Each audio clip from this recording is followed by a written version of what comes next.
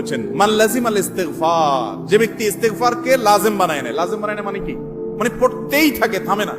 টয়লেটে গেছে তখন শুধু বন্ধ, খাচ্ছে তখন শুধু বন্ধ, ঘুমাচ্ছে তখন শুধু বন্ধ, আর সারাক্ষণ পড়তেই থাকে ইস্তিগফার। আস্তাগফিরুল্লাহ ওয়া আতুবু ইলাইহি, সাইয়্যিদুল ইস্তিগফার বা যে কোনো ইস্তিগফার, সবচেয়ে ছোট ইস্তিগফার আস্তাগফিরুল্লাহ আস্তাগফিরুল্লাহ, এটা যে পড়তেই থাকে, নবী করিম সাল্লাল্লাহু আলাইহি ওয়াসাল্লাম বলেছেন তার যে কোনো বিপদ থেকে বের হওয়ার জন্য আল্লাহ তাআলা নিজে পথ দেখায় দেন। এমন ভাবে পথ দেখাবেন সে কল্পনাও করবে না। এবং জীবনে বহুবার আমি আমলটা করে দেখেছি, কঠিন কঠিন বিপদে আল্লাহ তাআলা কিভাবে উদ্ধার করেছেন আমি নিজে অবাক হয়ে গেছি, সারপ্রাইজড হয়ে গেছি। নাম্বার 3, দুরুদ। দুরুদের ক্ষেত্রেও হাদিসে একই কথা বলা আছে, যে ব্যক্তি দুরুদ বেশি বেশি পড়বে ওই ব্যক্তির সমস্ত পেরেশানি থেকে মুক্ত হওয়ার জন্য এই দুরুদ যথেষ্ট হয়ে যাবে।